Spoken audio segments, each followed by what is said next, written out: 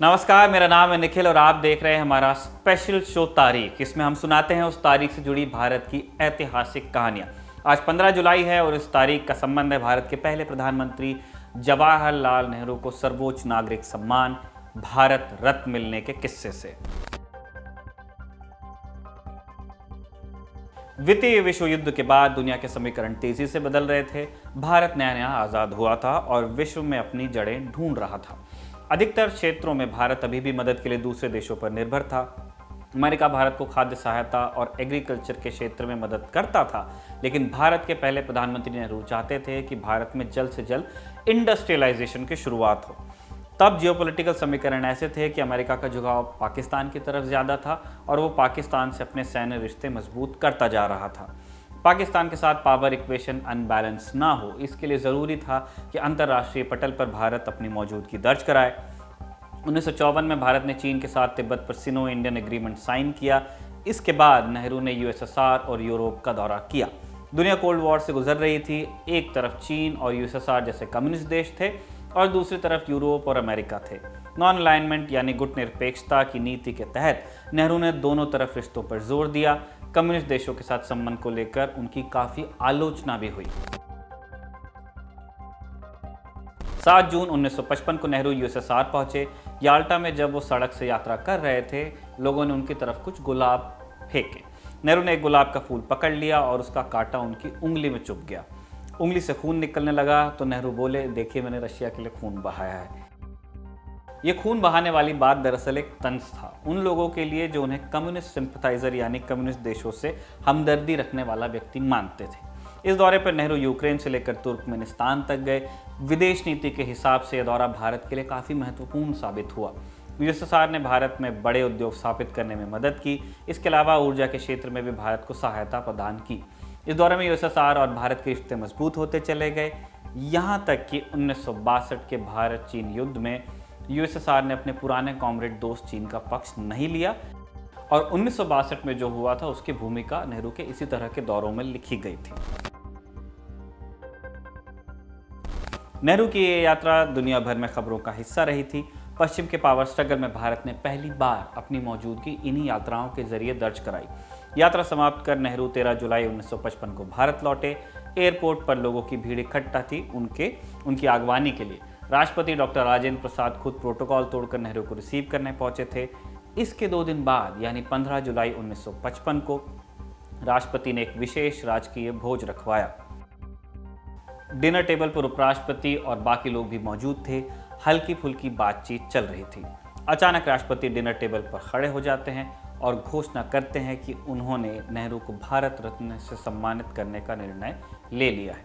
वो नेहरू के लिए कहते हैं, a great architect of peace in our time, यानी हमारे समय में शांति का एक महान वास्तुकार। नेहरू चौंक जाते हैं। वो कहते हैं कि वो अभी इस सम्मान के लायक नहीं है। अगले दिन यानी 16 जुलाई 1955 को टाइम्स ऑफ इंडिया अखबार में इसकी रिपोर्ट छप जाती है। नेहरू के यूएसएसआर से लौटने तक भारत रत्न वाली बात एकदम गुप्त रखी गई थी। रिपोर्ट के अनुसार राष्ट्रपति ने बताया कि यह फैसला उनका अपना था।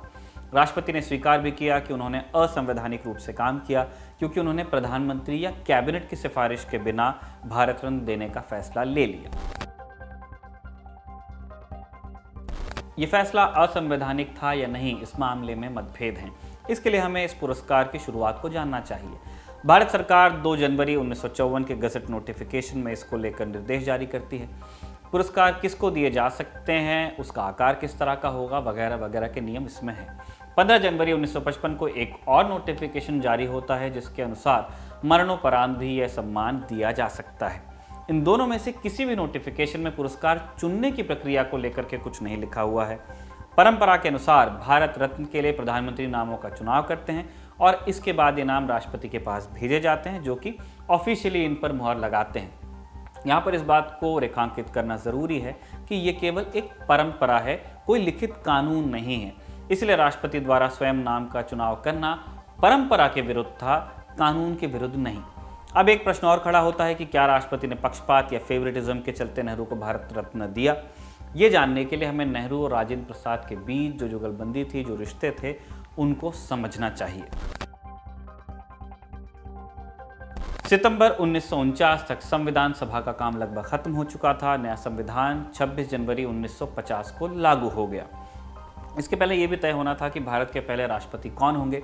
राष्ट्रपति पद के लिए राजेंद्र प्रसाद नेहरू की पहली पसंद नहीं थे। नेहरू सी राजगोपालाचारी को राष्ट्रपति बनाना चाहते थे और इसके दो कारण थे। एक तो राजगोपालाचारी उस समय गवर्नर जनरल के पद पर थे ही पहले से। दूसरा, नेहरू की ही तरह राजगोपालाचारी भी एक लिबरल सेक्युलर माइंडसेट के व्यक्ति थे। लेकिन वल्लभ भाई पटेल सी राजगोपालाचारी के नाम पर सहमत नहीं थे। उनकी मंशा थी कि राष्ट्रपति के पद पर एक ऐसा व्यक्ति बैठे जो प्रधानमंत्री की शक्तियों को बैलेंस कर सके।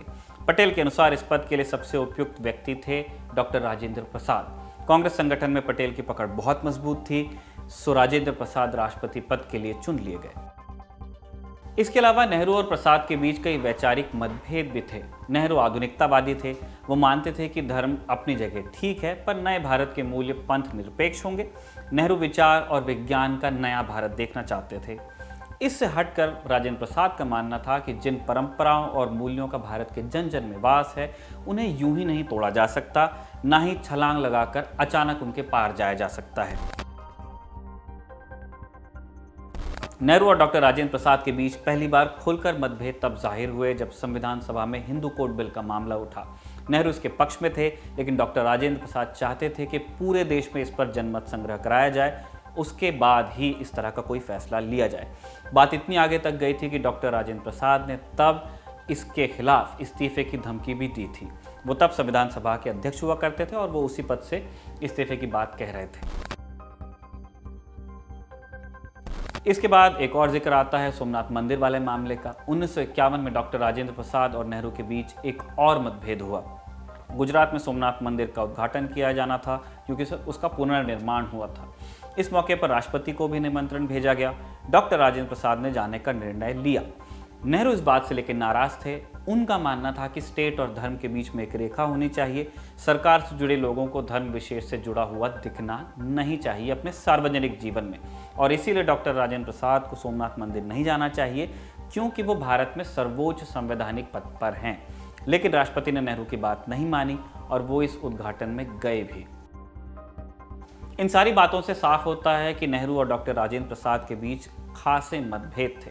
लेकिन उन दिनों मतभेद का मतलब दुश्मनी नहीं होता था। दोनों कांग्रेस के बड़े नेता थे। वो एक दूसरे को कठोर से कठोर बात बोल सकते थे, लेकिन दोनों के मन में एक दूसरे के लिए इज्जत भी थी और बातों में शालीनता का भी ध्यान रखते थे। दोनों पक्के तौर पर कुछ नहीं कहा जा सकता, लेकिन नेहरू को भारत रत्न दिए जाने के पीछे कोई सीधा पक्षपात या तरफदारी नजर नहीं आती है। ये भी जान लेते हैं कि भारत रत्न क्या है। क्या ये सिर्फ एक पीतल के पत्ते के आकार का पदक है? अगर ये केवल एक पदक है तो हम में से कोई भी पदक खरीद कर घर पे रख सकता है, पड़ोस के अंकल भी कोई पुरस्कार शुरू कर सकते हैं और फिर भारत रत्न के साथ कोई धनराशि भी नहीं दी जाती है। परंतु क्या किसी पुरस्कार का मूल्य उसके ताम्रपत्र या धनराशि से मापा जा सकता है? भारत रत्न का महत्व तब है जब भारत का मानस उस व्यक्ति को रत्न माने। इसीलिए भारत रत्न का महत्व उससे जुड़ी परंपरा से निर्धारित होता है, इस बात से कि आप उन चुनिंदा महान व्यक्तियों की श्रेणी में जुड़ते हैं जिन्होंने राष्ट्र के निर्माण में महान योगदान दिया है। पुरस्कारों के राजनीतिक स्वार्थ हेतु उपयोग की व्यवस्था बना देना इस पुरस्कार की प्रतिष्ठा के साथ खिलवाड़ था, है भी। आज़ादी के बाद ऐसा होता हुआ कई बार देखा गया। जिसकी सरकार थी उसी हिसाब से तय हुआ कि भारत रत्न किसको मिलेगा। कम से कम नेहरू के मामले में ऐसा होता नहीं दिखता है प्रथम दृष्टया। ये प्रश्न जरूर रहेगा कि नेहरू ने भारत रत्न को स्वीकार क्यों किया। क्या वो इसे अस्वीकार करके एक बुरी परंपरा को शुरू होने से रोक सकते थे? शायद हाँ, शायद नहीं। अगर वो भारत रत्न को अस्वीकार कर देते तो उन पर यह आरोप भी लग सकता था कि उन्होंने राष्ट्रीय सम्मान का अपमान किया है। इस व्हाट इफ को चचा गालिब के हवाले से कहें तो हुई मुद्दत के गालिब मर गया पर याद आता है वो हर एक बात पे कहना कि यूं होता तो क्या होता। आज के लिए इतना ही। हम फिर आपसे मिलेंगे एक नया एपिसोड लेकर। इस एपिसोड को लिखा है हमारे साथी कमल ने और इसे शूट किया है हमारे साथी अमितेश ने। अपना फीडबैक ज़रूर हमें कमेंट्स में दीजिए कि आपको ये शो कैसा लगा। अपना ख्याल रखिए। शुक्रिया।